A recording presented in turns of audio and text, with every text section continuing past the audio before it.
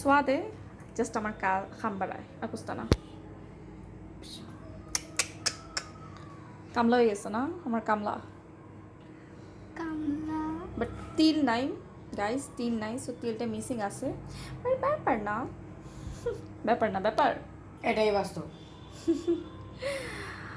অনেকগুলো টোস্ট বানাইতে অনেক টাইম লাগবে তো আমি ভাবলাম যে ডিফারেন্ট কিছু বানানো যাক তো আজকে বার্গারের বানটা রেডি করে ফেলবো গতকাল ইনশাল্লাহ বা যখনই বানাই হচ্ছে মাংসের পেটিটা বানাবো পেটিটা বানিয়ে দেন বার্গারটাকে 2 স্লাইস করে পেটিটা দিয়ে দিব